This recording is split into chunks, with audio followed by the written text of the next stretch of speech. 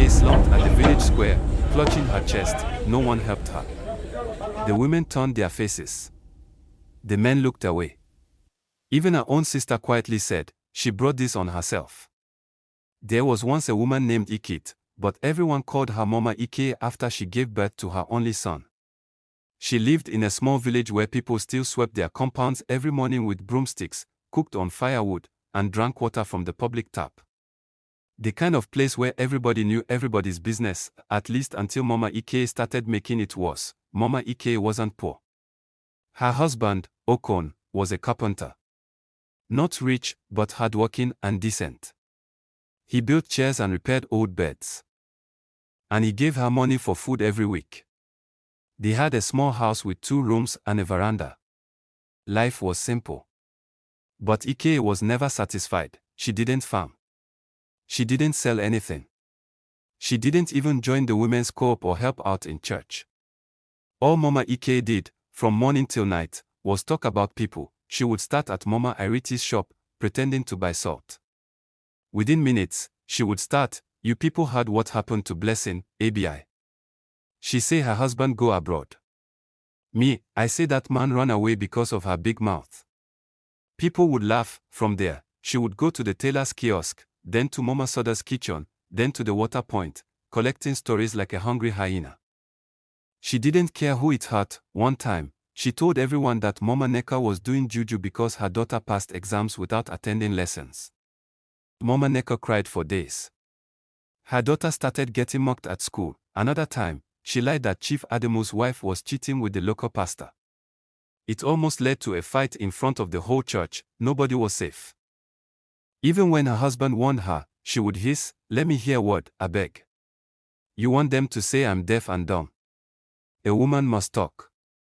And talk, she did, until the day it all turned back on her, the day of shame. It was market day.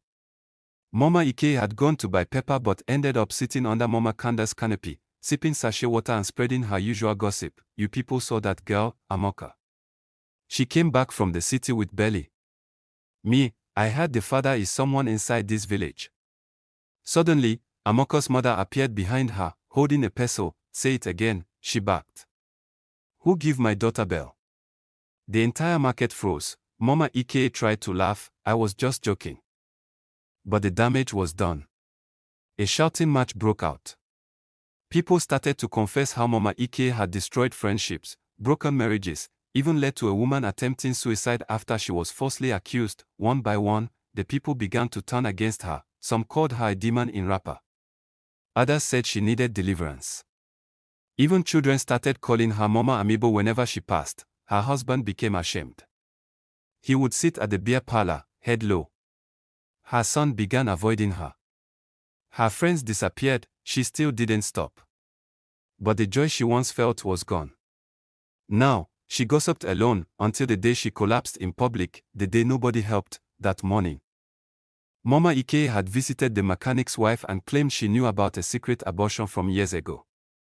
The mechanic's wife, who had struggled to have a child since then, cried in silence. Later that day, at the village square, Mama Eka was arguing about who stole cassava from the chief's land when she suddenly held her chest and fell. People saw her.